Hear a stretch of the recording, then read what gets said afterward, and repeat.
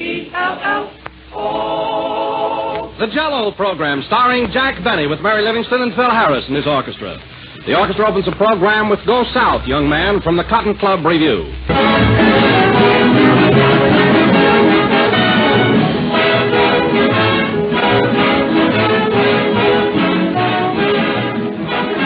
Whether it's a company dinner or just a regular family affair, any meal will be a greater success if it's topped off with a delicious dessert. And no dessert is more delicious or more popular than Jello. Jello is a grand dessert, easy to prepare, swell to look at, and luscious to taste. Jello is crammed with extra rich fruit flavor, a true fruit goodness that rivals the flavor of fresh, ripe fruit itself. But remember this, there's only one Jello, and only Jello brings you that special extra rich fruit flavor. So if you want to top your dinner with a dessert that will be an assured success, serve Jello. But be sure you get genuine Jello. Don't accept any substitutes. Look for the big red letters on the box. They spell Jello.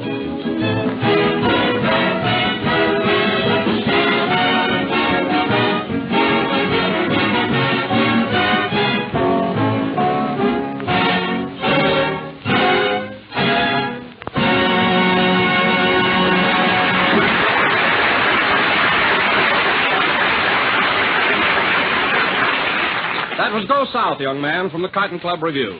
And now, ladies and gentlemen, we bring you a man who every Sunday night at this same time walks up to the microphone, looks it square in the eye, and says, Hello again. This is Jack Benny talking.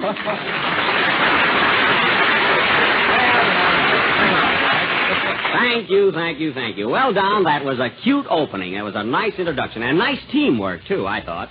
You and I certainly work well together, don't we? Oh, yes, we do, Jack. It's remarkable the way we seem to balance each other. What was that, Don? I say it's remarkable the way we balance each other. I think so. Of course, we would have a little trouble on a seesaw. Say, Don, can you imagine the both of us on a seesaw? Me way up in the clouds and you down on the... Gee, it makes me dizzy. Oh, boy. Well, Jack, do you want me to... Oh, don't you dare! My feet are flat enough now. Anyway, Don, we're too old to be playing around on a seesaw. Yeah, let's go over to the sand pile. Oh, let's drop this silly talk. We're getting a little bit goofy. Aren't we all? Hello, Jack. Well, Kenny, of all people, what are you doing here? Well, I was on my way to the movies and I got lost. Well, you couldn't have got lost in a better place. We can use you here. Yeah. Say, Jack, I want to thank you for inviting me over to your house for Thanksgiving dinner. Oh, that's all right, Kenny. You're always welcome. And I want to thank you, too, Jack. And I also want to congratulate you for cooking that big dinner all by yourself. Oh, it was nothing, Don. I always do that. You may not know this, but I'm considered to be quite a cook. Oh, you are? Oh, for years I've been known as Prudence Benny of Beverly Hills. And my pies. You know, I'm famous for my lemon meringue. Meringue? Well, that's Marengay. Oh, is that the way it's pronounced? Oh, gee, you learn something every day. Huh? Well, so you cooked the Thanksgiving dinner all by yourself, eh, Jack? Yes, Phil, with my very own hands. Why didn't you come? Did you have a previous engagement? No, just a hunch. Oh, well, you missed something. It was a grand meal. We had all the trimmings and everything you wanted to drink. Everything. Gee, everybody else had wine with each course, and you made me drink milk. Well, Kenny, you're too young. Besides, milk is good for you. Milk goes with anything. Doesn't go with my brown suit. Well, the turkey was good, wasn't it? Say, Jack, don't tell me you served that old bird Andy Devine gave you last week. Yes, Phil, and it was all right, wasn't it, Don? Well, it surprised me, Jack. That turkey looked so tough, and yet it turned out so tender. What did you do? I cooked it with a blowtorch. That did it. A blowtorch, that's a fine way to cook a turkey. Why didn't you put it in the oven? I tried to, Phil, but it kept jumping out all the time. I can't understand it either. I put paperweights in the dressing. Oh, hello, Mary. Hello, kitchen mechanic. Well, Mary, did you giving dinner? No kidding. How was it, Mary? Oh, it was swell. We had everything from soup to bicarbonate of soda. And what mashed potatoes. I'll say. They were so lumpy, Jack had to serve them in the sugar bowl. I didn't have to. I was short of dishes. Gee, I thought those mashed potatoes were swell. They were so nice and tan. Yeah.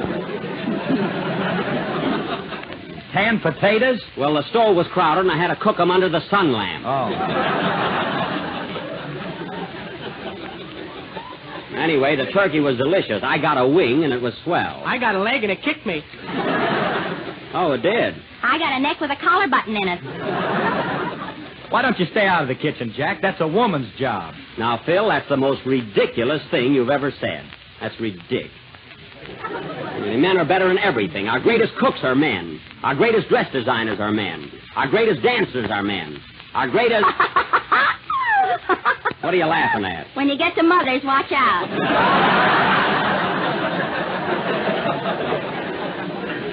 Well, the greatest fathers are men. Got that over. Anyway, it's a fine thing to come to my house for dinner and criticize it. That was real home cooking. Why, you never tasted such rolls in all your life. Boy, were they... Not. I had to jack mine up to butter it. A fine appreciation after the trouble I went to. I work and slave over a hot stove, and what do I get? Oh, Jack, now what's the matter with you? They're only kidding. Why, everybody had a good time and enjoyed the dinner. Oh, no, they didn't. And here's something else I wasn't going to mention, but I will now. This'll fix you guys. I had 5 people to dinner, and 6 spoons were missing. 6. I took 2. Well, give me one back. Don't be a pig. Do you want the one from the Brown Derby? No, the one from the Ambassador, I've got a set. And now if you fellas are all through heckling my dinner, maybe we can have a selection from the orchestra. Play, Phil. For 2 cents, I tear up my cookbook.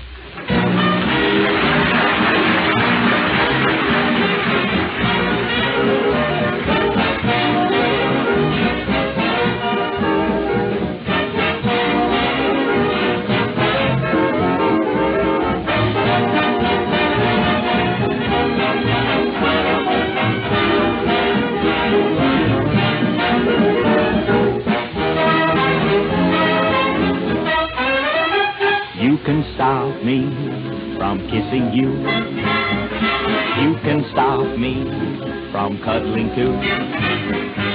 You can treat me mean, honey, that's all right. But I'll get even with you tonight, 'cause you can't stop me from dreaming. You can stop me, make me listen to your command. You can say no, no, honey, that's all right. But I'll get even with you tonight, 'cause you can't stop me from dreaming. From 1 o'clock till 9, I'll dream you're mine. I'll steal a kiss, just see what you're going to miss. You can stop me romancing you. You're the boss now, but we're not through. Just turn me down, honey, that's all right, 'cause I'll get even with you tonight, 'cause you can't stop me from dreaming.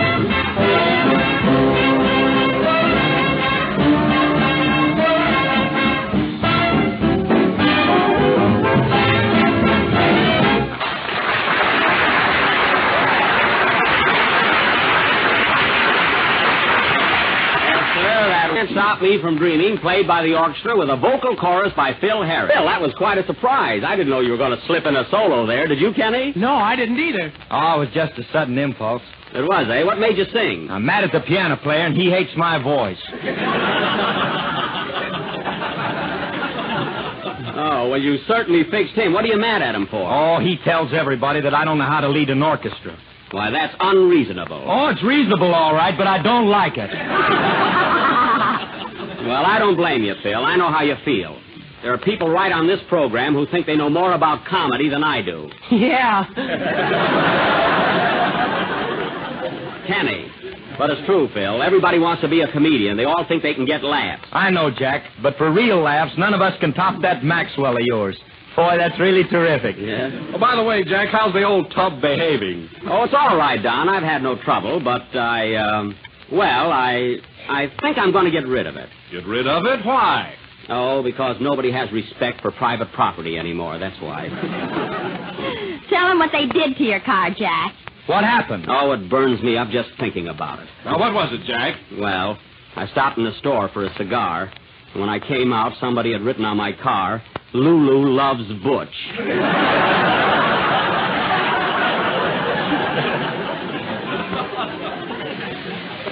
Gee, I was mad. Lulu loves Butch. That's awful. I didn't mind that so much, but I don't even know the people. Oh. Well, it's your own fault, Jack. You brought it on yourself when you put that sign on the back of your car. Oh. Sign? Well, what does it say, Mary? Tune in on Jack Benny every Sunday night. Well, that's legitimate advertising. And so is this. Ladies and gentlemen, Jell-O is America's favorite dessert. It is economical, easy to make, and comes in 6 delicious flavors. Strawberry, raspberry, cherry, orange, lemon, and lime. Turns me up. Why don't Butch and Lulu get their own thing? Oh, forget about Butch and Lulu. Well, anyway, I'm going to get rid of it. Did you, for Mary? Yes, here it is. Oh. For sale or exchange, Maxwell Touring Car. All modern features, including self-starter and one-man top. Excellent view, only 3 blocks from the station. Say, well, what's that got to do with it? My uncle sold a house that way. Oh, I see. Car in first-class condition. Owner satisfied, but could feel better. It's a fine ad. Huh? Write, wire, or phone. Jack Benny, care of Lonely Hearts Club, Hollywood. I don't belong to that anymore. Anyway, that ad ought to bring some results. Say, Jack, Yeah. I can't understand what you want to sell your car for. Why? Gosh, you've only had it a little while, and you're always bragging about it and fussing over it and going around with it all the time. Well, And now you want to part with it. yes, I do. Gee, you're fickle. Well, Kenny, if you're so interested in my car, why don't you take it off my hands? Oh, I might at that. What do you want for it, Jack? Well, let me see. Well, Kenny, would $95 be too much? Hades, yes.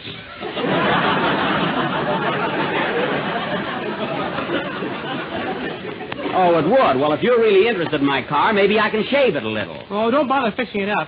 Well, Kenny, I can see that you don't want a car, so forget about it. Well, I'll think it over while I'm singing my song. Yeah, do that. What are you going to sing, Kenny? Moon over Manakura from the picture Hurricane. Well, that's a beautiful number and right up your alley.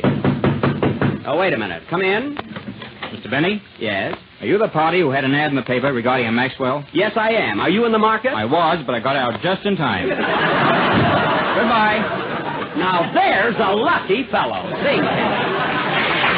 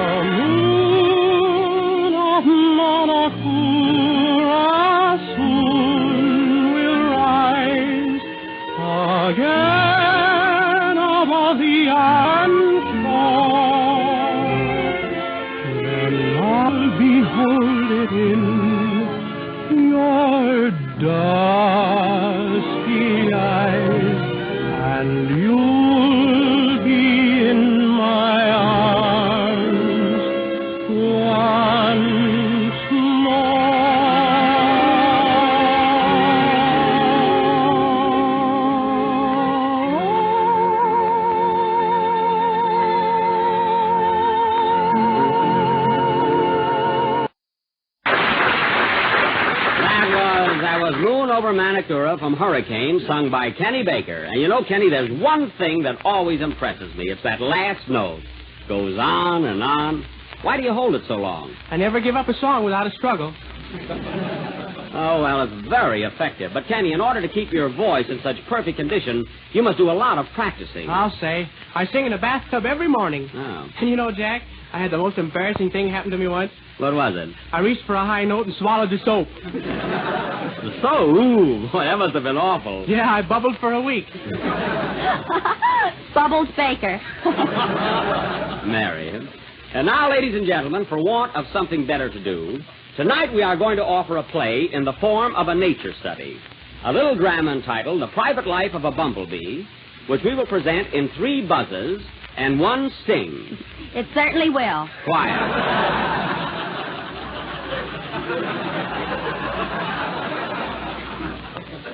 Now, I will play the part of a rosebud. And Don, Kenny, and Phil will be insects as usual. This will go on. There's the phone, Jack. Let it ring. We've got a program to do. Oh. Maybe somebody wants to buy your car. Oh, yes. Give it to me. Talking. Would you like to have a talk? Oh, slap her, Mom. Let me talk to you. It's my nickel. Go ahead. Well, Slap, look. I'm busy right now. Call me back later, will you? Wait a minute. I got a customer for your car. You have? Who is it? My wife's brother. Oh, your brother-in-law. Well, look, Slap, if he's a relative of yours, I'd rather not sell him my car. Go ahead. It'll serve him right.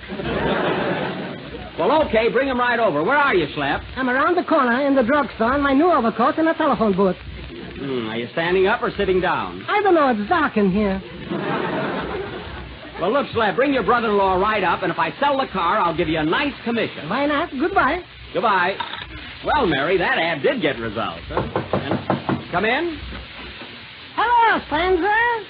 Slapperman, how did you get here so quick? What quick? I got stuck in the elevator. Say, Jack, I want you to meet my brother-in-law. Well, this is a pleasure, Mr. Ginsburg. I'm very, very happy to know you. Hello.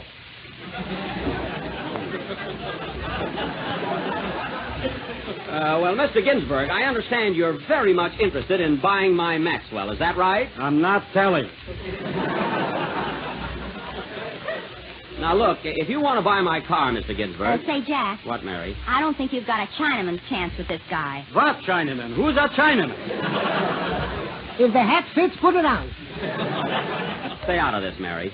Now, look, Mr. Ginsburg, if you want to buy my car, it'll have to be a cash proposition. You understand that? Don't worry, Jack. He's got the cash. But only last week in the Irish sweepstakes, he won a prize amounting to... It's a lie. Boys. It was in the neighborhood of $5,000. Why did you tell him? Did I say exactly? Now, look, fellas, wait a minute. Let's not take up a lot of time arguing. Mr. Ginsburg, do you want to buy the car or not? Don't be yesing with my money. Quiet, Anatole. Behave, man. Where's your etiquette? Look who's talking etiquette. If it wasn't for me, you couldn't even speak English. Is that so? You said it. Now I'm satisfied. Hey, boys, what is this anyway? The affairs of Anatole. Now, look here, Anatole. A man with your money should own a car like this. Now, I'll tell you what I'll do. I'll let you have it for $95 because I like you. Make it 50 and drop the affection. Now, look, Slap, I'd like to sell the car to your brother-in-law, but $95 is the lowest I can take. I'm voting out. All right, $85. I'm still voting. Now, go ahead. I don't care. Wait a minute, Anatole. Please, don't be a chimpanzee. Come here, Papu's Mr. Nikos and the Maxwell was the manager. I need it like a hole in the head. And besides, he looks like a crook. I resent that. Say, Jack, did they say anything about Jell-O? That I'll buy. Mazel tov. Now, look, at what's going to happen here. Am I selling the car or not? Hold on, Jackie boy. I know how to clinch the deal. Take us out for a ride, and if Anatole likes the car, he'll buy it Anatole a time. All right, I'll take you out for a ride, and then we'll talk business. Is that okay with you, Mr. Ginsburg? I'll take the ride anyhow. Well, he's weakening, Jack. All right, you and Anatole can sit in the back seat. You'll find it nice and comfortable. Play something, Phil. Come on, Mary. You can sit in front with me. I will not. Quiet. I bought cushions this morning. Let's go, boys. So long, gang. So long, Jack. Come on, Anatole. Make it snappy. All right, don't push me.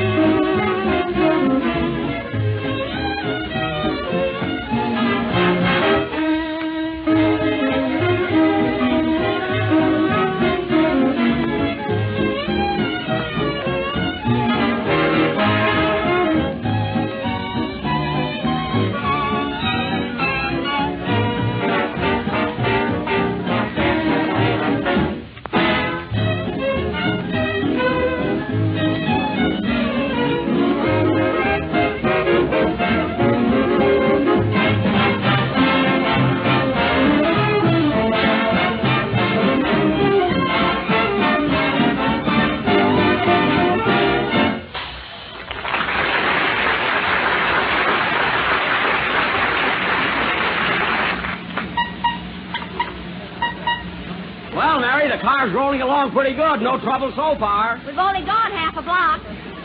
Well, is that bad? Say, Mary, turn around and see if the boys are enjoying the ride. Okay. Oh, Jack, I can only see Schlepperman. What? Hey, Schlep, where's Anatole? I'm sitting on him. He wants to jump out. Well, I'll speed her up. You'll see something. Hold on, everybody. Hey, what's that? I wonder what that noise is. The spark plugs are doing the Big Apple. Hey, Anatole, how do you like the way the car runs? Quiet, I'm getting seasick. And I ain't got an appetite neither.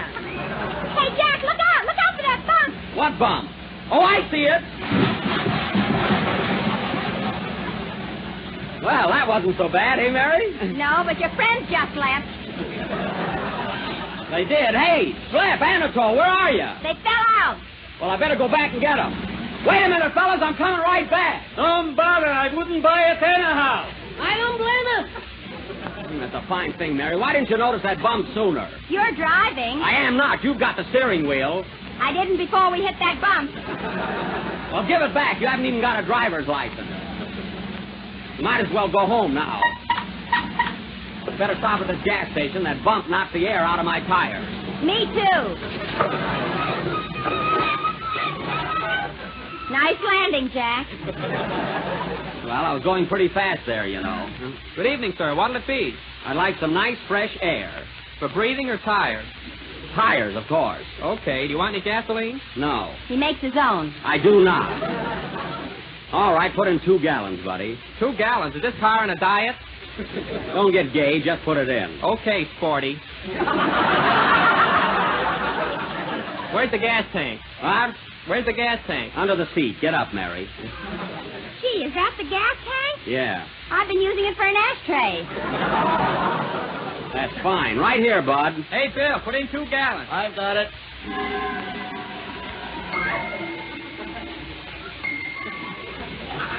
Hey, that's enough. I said 2 gallons. I'm sorry, mister, but we gave you 2.5. Well, I'm not going to pay for it.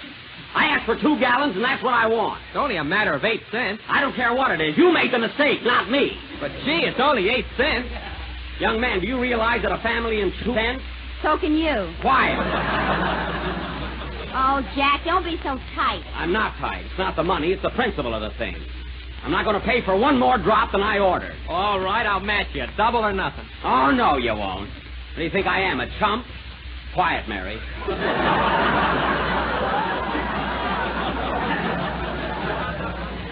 You guessed it. All right, buddy, what do I owe you? 2 gallons, that's 32 cents. You want to pay it all now? Yes, and don't be smart. Here you are. Come on, Mary, let's go. Come on.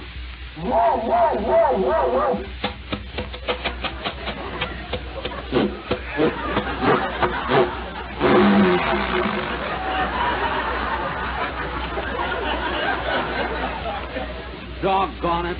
I'll be glad when you get rid of this piece of junk. Oh, it'll start this time.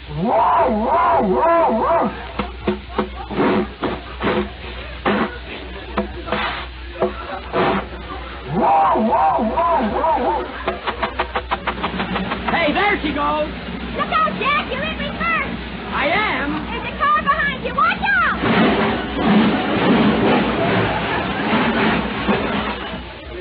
Oh, what's the matter with me anyway? Hey, you, where do you think you're going? I'm sorry, mister. It was all my Of all fault. that careless dope, say I want to punch you right in the nose. Hey, you can't say that to Jack. He can, too. Quiet. Now, look here, mister. If I've damaged your car, I'll pay for it. You better or you'll be sorry. Oh, yeah? Let's beat it, Mary, before I lose my temper. Oh, boy, you were lucky that time. I wasn't scared of him. He didn't upset me. Yeah, then take that cigar out of your ear and let's go. Oh, I was looking for that.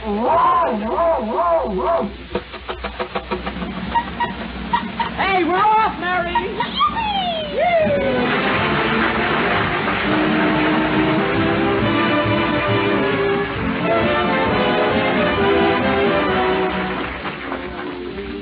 Here's a swell new dessert your family's going to love. It's quick and easy, and it's delicious.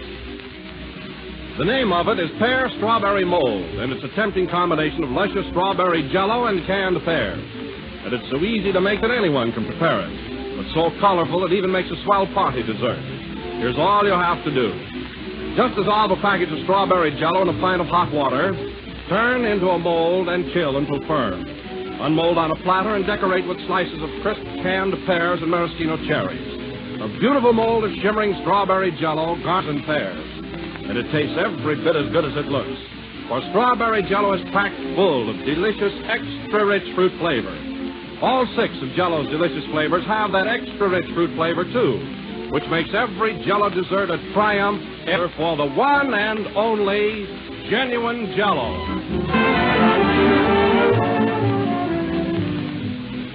This is the last number of the 9th program in the new Jell-O series. We're with you again next Sunday night at the same time. Say, Mary, isn't it funny how nice and smooth the car runs when you and I are all alone in it, huh? Yeah, that's always the way. Yeah.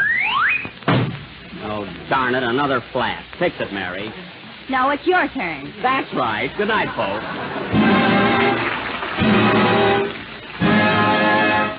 J-E-L-L. Jimmy Baker's appeared on this program through courtesy of Mervyn LeRoy Productions. The melody, Mama That Moves In Again, is from the big broadcast of 1938, and Sweet Someone is from Love and Hisses.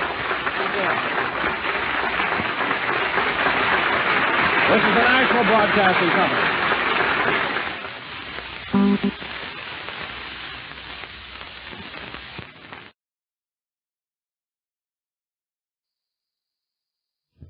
J-E-L-L.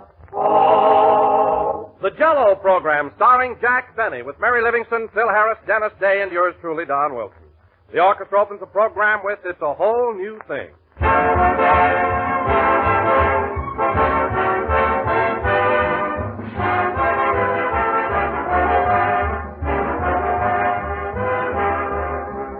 Ladies and gentlemen, this is the age of research. So we've been doing a little research on the subject of Jell-O.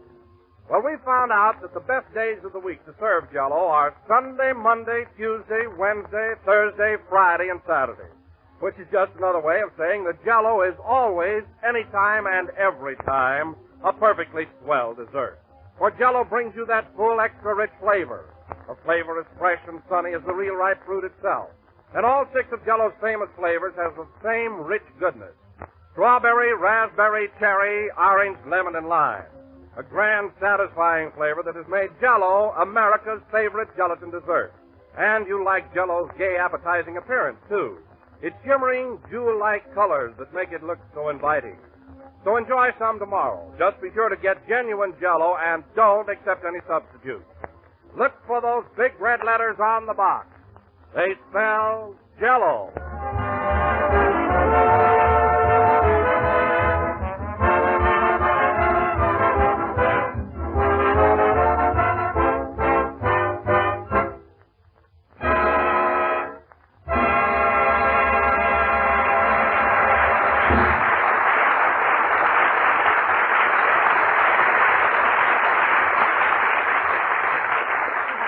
It's a whole new thing played by Phil Harris and his orchestra. And now, ladies and gentlemen, once again we bring you our master of ceremonies.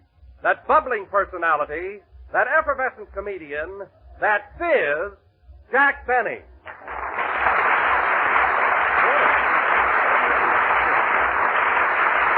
Well, thank you. Hello again. This is Jack Benny, the carbonated kid, talking. And, Don, I like that introduction. It fits me to a T. I am bubbling and effervescent. The fizz you can have back. Well, Jack, let me explain. When I called you a fizz, it was really a compliment. I meant you were physical. Mm-hmm. You know, fizz for short. I understand, Don, perfectly. In other words, if you called me a mug, you really mean I was magnificent. Is that it? Exactly. Well, Don, if you think I fell for that, you're a fathead, and that's short for your whole body.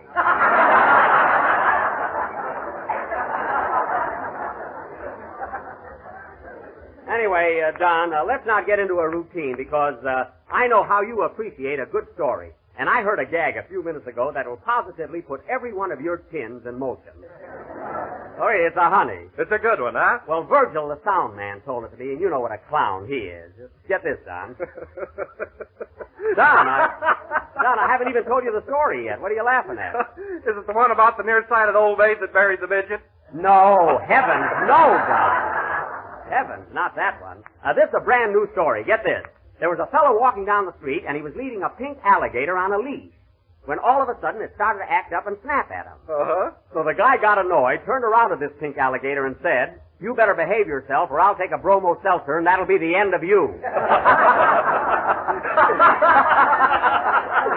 Oh, isn't that terrific, John? Oh, it sure is. That Virgil has a great sense of humor. Yes, Gee, that was a funny story, Mr. Benny. Oh, Dennis, I didn't see it. Did you like it? Yeah. But there's one thing that puzzles me. What? If the man was walking down the street, where did he get the bromo seltzer? Well, I don't know. He probably had a box of it in his pocket. Oh. Then I guess he had a glass of water in his other pocket. Yes, Dennis, and a banjo on his knee.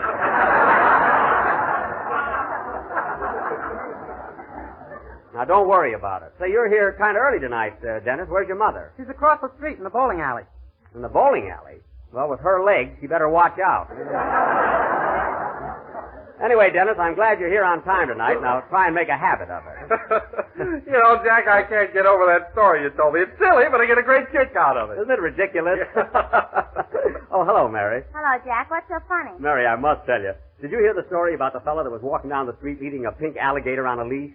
Is that the one where the man said, "I'll take a bromo seltzer and that'll be the end of you"? Yes. No, tell it to me. Well, this guy was...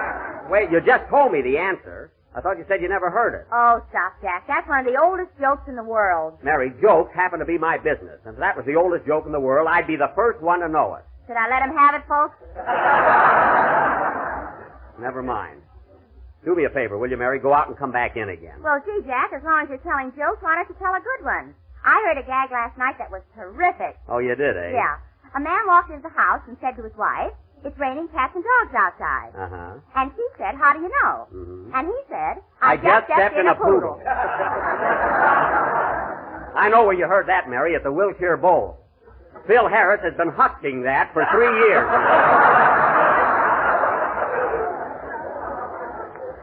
That's his theme joke. You know, Don, Phil's idea of humor is really pitiful. Oh, I don't know about that, Jack. I was at the bowl one night, and the people screamed at him. Sure they scream at him. Every time he finishes a gag, he has a waiter throw a custard pie in his face. That's why. I didn't see anybody do that. Oh, well, you must have been their bucket of water night.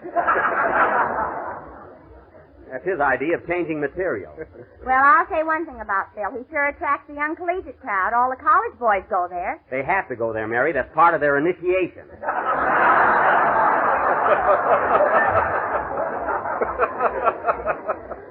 Before they can join a fraternity, they have to either listen to Harris or sleep all night in a graveyard. In a graveyard? Yes, and you'll be surprised at the number of kids around here that aren't afraid of ghosts. Yes, sir. You know, Jack, Phil sure believes in that college spirit. Look at that sign on the bass drum. Oh, yeah. Phil Harris and his collegians. Look, he spells collegians with one L. Well, he spells Phil with two, so it's all even. You know, Mary, sometimes I think that Phil... Jiggers, here he comes now. Don't jiggers me. Now, hello, Phil. Hiya, Jackson. What's going on? Well, to tell the truth, Phil, for the last 5 minutes, we've been talking about you. Well, a little build-up ain't never hurt nobody. No, Phil, and never done you no good, either.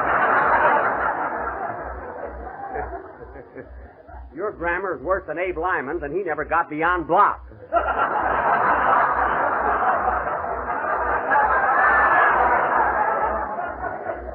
Well, who cares about grammar? I got other things to worry about. Oh, I can imagine. Say, Phil, I noticed that new sign you got on the bass drum.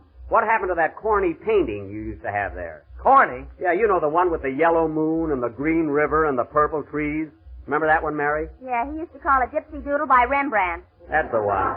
Whatever happened to that painting, Phil? I sold it to the Metropolitan Museum in New York. You mean the Museum of Fine Art? I don't know what they got there, but that's the joint that bought it. Phil, are you crazy? Crazy nothing. Someday that picture will be hanging in Paris, right next to the Mona Lulu.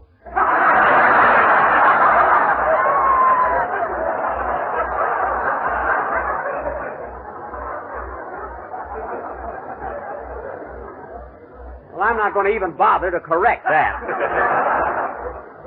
How do you like that, Mary? The most famous painting of a woman in the world, and Phil doesn't even know her name. If she were alive, he'd know her name and phone number.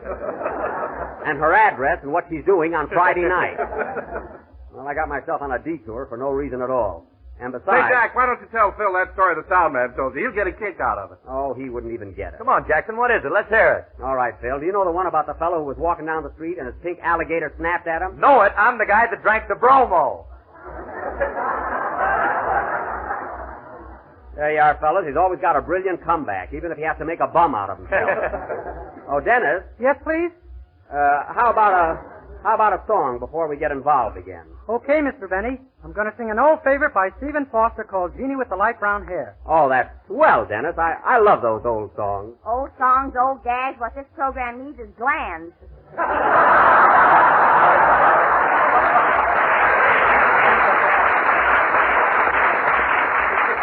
Mary, you just attend to your own little knitting. I'll handle the show. Sing, Dennis. The guy that drank the bromo.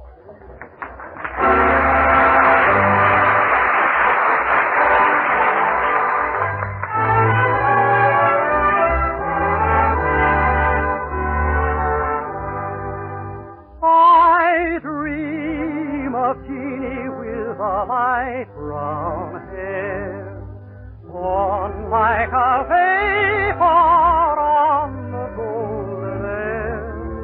I see her tripping where the bright spring plays, happy as a daisy along her way. Many are the wild notes a merry voice would call. Many are the blithe birds that warble them all.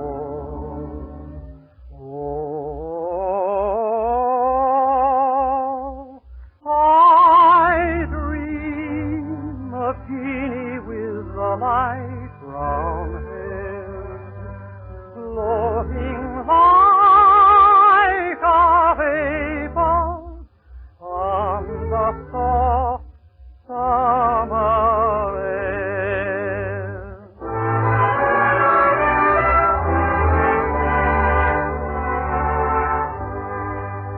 I long for Genie with a day-dawn smile, radiant with gladness, warm with winning guile.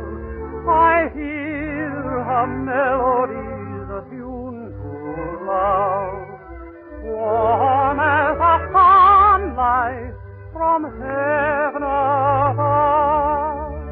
Many are the fond notes a merry voice would call, echoed by the birds in the grove, o'er and o'er.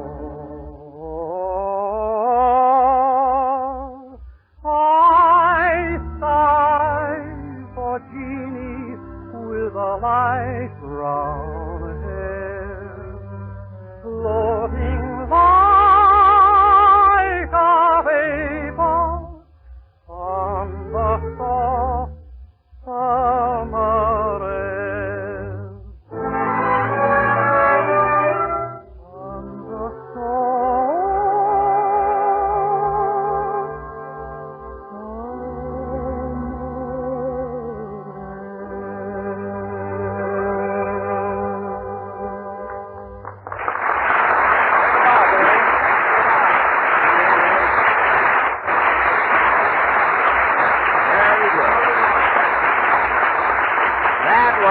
I Dream of Genie with the light brown hair sung by Dennis Day. And Dennis, those old songs always do something to me. I love them. Me too.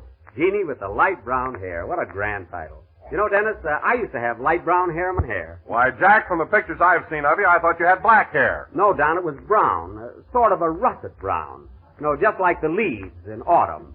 Well, rake them up and let's get on with the show.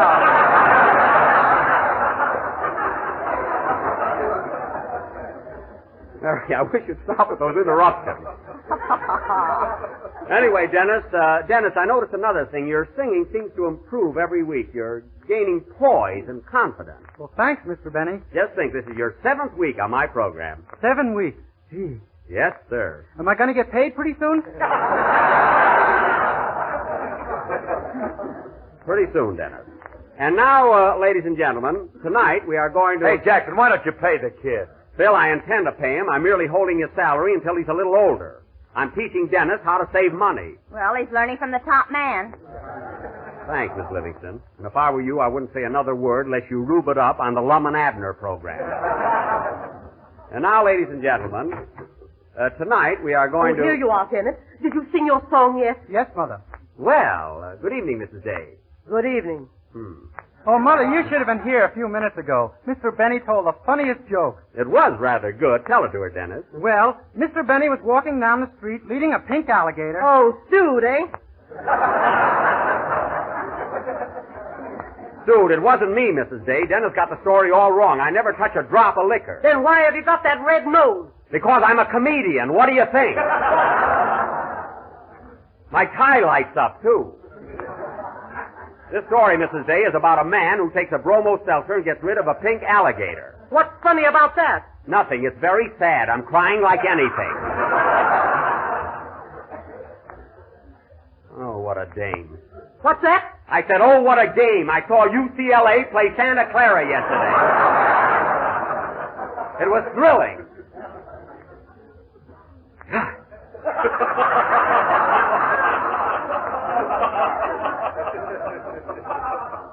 And now, ladies and gentlemen, if you will please forgive my outburst, as I started to announce, tonight we are going to offer an original little playlet all about Thanksgiving, written especially for the occasion by Mary Livingston. Mary, let me have it, will you? Oh, Jack, I forgot to tell you. What? I changed my mind about a Thanksgiving play, and I wrote a poem instead. A poem? Hey, Mary, you mean to say we're not going to do a Thanksgiving play? No. Gee, and I was all set to be one of them pilgrims. Oh, fine. You'd make a great pilgrim, Phil. Well, I would. Listen, buddy, my ancestors came over on the Mayflower. Oh, did it dock in Dixie? I thought your family always lived in Tennessee. Not originally. You see, we migrated from Massachusetts.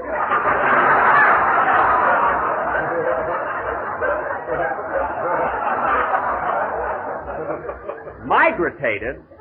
You don't by any chance mean you migrated? All right, we moved. Forget it. Migrated. You hear that, Mary? Yeah, he put in an extra syllable in it. You're not palooling. Ladies and gentlemen, before we get out of the mood, let me say a few words about Jalello. Jalello? It is economical, easy to make, and comes in 6 delicious flavors. So look for the big red letters on the barack. Thanks, Don. You surveyed the day. And now, ladies and gentlemen, as we have no Thanksgiving play... Mary Livingston's going to read a Thanksgiving poem. Oh, no, nothing doing. Oh, gee, it's swell, Jack. I don't care. You're not going to read it. Jack, Benny, you let me read this poem, or I won't buy my Christmas card from you this year.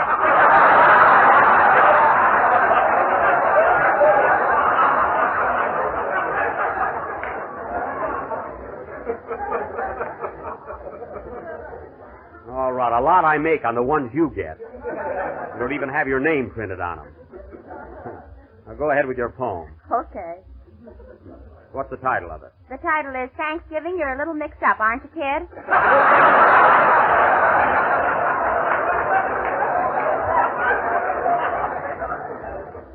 Well, that fits. Go ahead. Oh, Thanksgiving. Oh, Thanksgiving. You are with us twice this year. With your pumpkin pie and dressing, and your turkey, front and rear. That's the part I always get. The pilgrims planned in days of yore that you'd come once, not anymore. But now you are a double feature, and we don't know which day to greet you. Greet her? That's what I said, you gorgeous creature.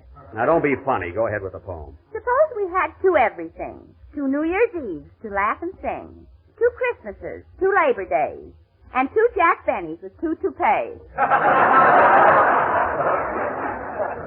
Mary, you're too pressing. Are you through? No, but I'm coming into the stretch. Oh. So Thanksgiving I don't mind. If you're a week before or a week behind. What's the difference? What the heck? The turkey's the guy that gets it in the neck. The end. Very good.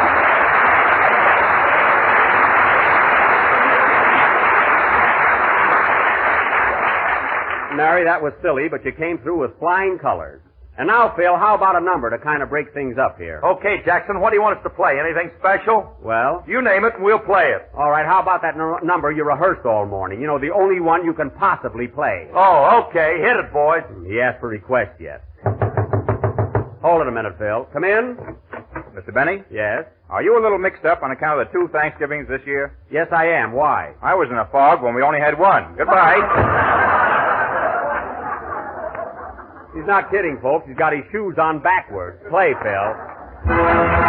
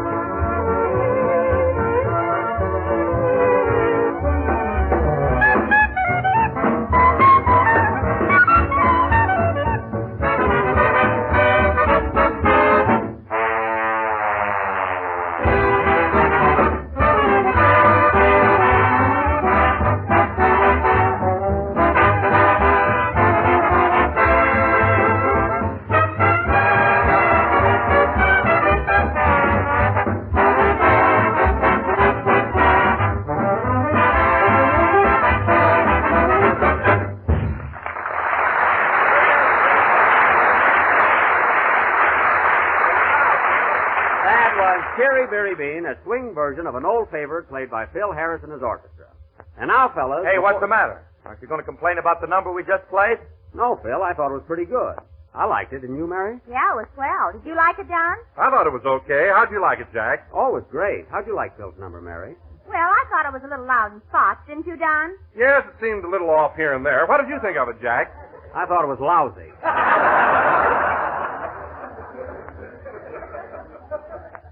And now, fellas... Hey, what is this, a rib? Yes, Phil, we were just kidding. I thought your number sounded exceptionally good. Didn't you, Mary? Feel me out. I'm tired. Now, fellas, as I started to say a little while ago, and before I forget it, Thursday being Thanksgiving, I want all of you to come over to my house for a real old-fashioned turkey dinner. How about it? Oh, that's great, Jack. We'll be there And Dennis, this invitation goes for you also. His mother, too? Yes, Mrs. Day, my party wouldn't be complete without you. You don't sound very sincere about it. Well, what do you want me to do, send you a mash note? Glad to have you. The more the merrier. Good heavens. Say, Jack, is this party going to be like the one you gave last Thanksgiving? What do you mean? I mean, is the turkey going to be leg of lamb? Don't worry about that, Mary. This is going to be a real dinner. I've got the biggest, fattest, juiciest turkey you ever saw. Where'd you run over it? I didn't run over it. It's a live turkey. I got it in my garage right now. It's roosting on my Maxwell. That's all that car needs. Now, you wait till you see that bird. I bet it weighs 65 pounds. 65 pounds? Why, Jack, you must be mistaken about that. Oh, no, I'm not, Don. I had it on the scales. It's an enormous thing. 65 pounds. Oh, you're kidding. I'm not kidding. Wait till next Thursday and you'll see for yourself. It's going to be a swell party. How many people are you expecting, Jack? Well, there'll be our gang, and then I invited Clark Gable and Carol Lombard, Bob Taylor and Barbara Stanwyck, Tyrone Power and Annabella. Oh, Jack, you always ask them to every party you give, and they never show up. Well? Why don't you stop inviting them? I can't stop now. They'll think I'm mad at them. You know how it is. How can they be mad at you when they don't even know 'em? I don't even know them. Listen, Phil, I know every one of those stars personally. Sure, Jack tells them they're Christmas cards. Mary, will you stop harping on that? The only reason you ever got cards from me is because I happen to have some left over. Every year. Oh, quiet. Now, don't forget, fellas, Thursday night at my house. Oh, wait a minute, Okay, Jack. Jack. You know that. Boy, we're going to have a big turkey and cranberry sauce and mashed potatoes. And, Don, guess what kind of Jell-O we're going to have for dessert? Strawberry? No. Raspberry? No. Cherry? No. Orange? No. Lemon? No. Give up? Yes. Lie.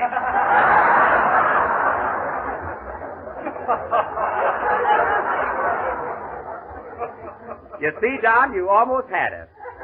There's a kindergarten commercial if I ever heard one. Never mind, that's what we're going to have. Now, look, kids, if I don't see you again before Thanksgiving, be sure and be at my house by 7 o'clock sharp. And don't eat a big lunch so you'll really enjoy the turkey. I'll take it. Hello? Hello, Mr. Benny, this is Rochester. All right, what do you want? Well, boss, I just heard you talking about a big Thanksgiving party Thursday night. That's my night off. I'm sorry, Rochester, but you'll have to work. You can take a day off some other time. I can get my twin brother to take my place. I don't want your twin brother. Well, he looks just like me. I don't care if he did. I want you to be at my house on Thursday night. How about me in spirit and my brother in person? Rochester, don't try any tricks. I can tell the difference between you and your twin brother. That's more than this gal can.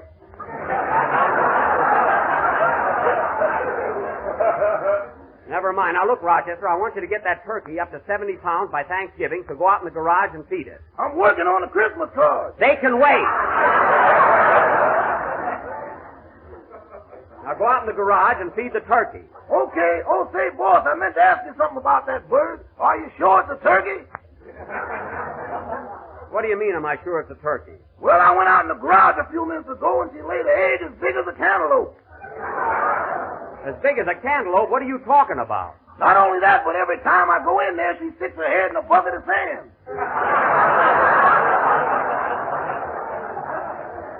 What? Boss, you bought an ostrich. I bought an ostrich? That's right. She just ate the headlights off your car. The headlights? How do you know? She had 2 Adam's apples and they were going down fast. It's all your fault, Rochester. You were with me when I went shopping for a turkey. Why did you let me buy an ostrich? I told you it was a pretty big bird for the money, but you know you.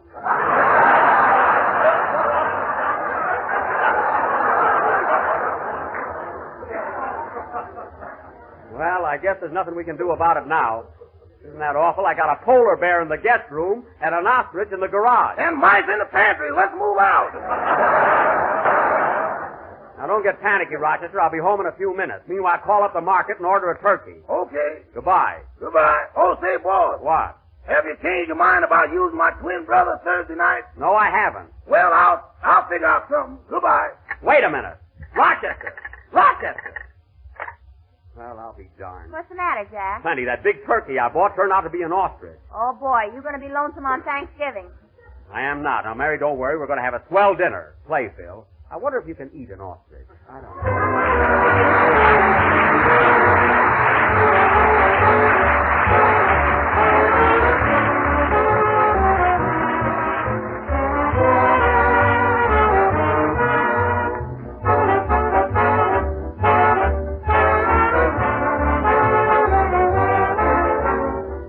This year, some folks are celebrating Thanksgiving on the 23rd of the month, others on the 30th. Well, either way, I'd like to offer a suggestion in regard to your holiday menu. For dinner, of course, there'll be plum pudding or pumpkin pie, but later on in the evening, when supper time comes, bring the day's feasting to a fitting close with a truly out-of-the-ordinary dessert, a shimmering dish of golden lemon Jell-O. Now, there's really a luscious-looking dessert, ladies and gentlemen, a grand treat full of the ripe, tingling flavor of juicy lemons fresh from the trees and glowing with the warm color of sunshine. And you can serve it in shapely molds garnished with fruit, nuts, and maraschino cherries. Or it can be sliced into dainty cubes, tumbled into parfait glasses, and topped with snowy whipped cream. Either way, it adds up to a mighty slick dessert that will catch every eye and capture every taste. And that goes for all the rest of Jell-O's 6 delicious flavors. Strawberry, raspberry, cherry, orange, lemon, and lime. Jell-O, remember, is a light dessert. Just the thing to appeal after a heavy midday meal. And it's quick and easy to make and Mother will appreciate it. After cooking a big Thanksgiving dinner, so Order genuine Jell-O from your grocer tomorrow.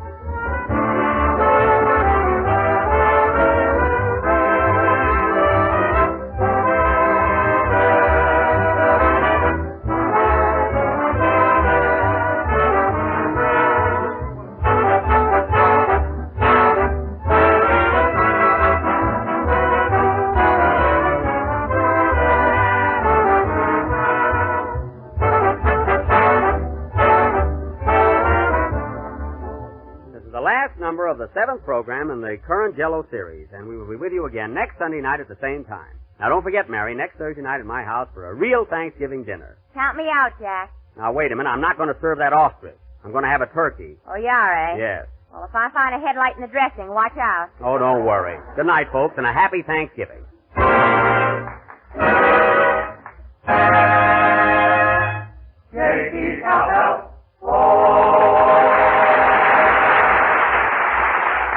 Here's news. Every Tuesday night, the Aldrich family is on the air, starring Ezra Stone as Henry Aldrich, that lovable hard luck kid. Consult your local newspaper or radio guide for time and stations, and be sure to tune in on the Aldrich family.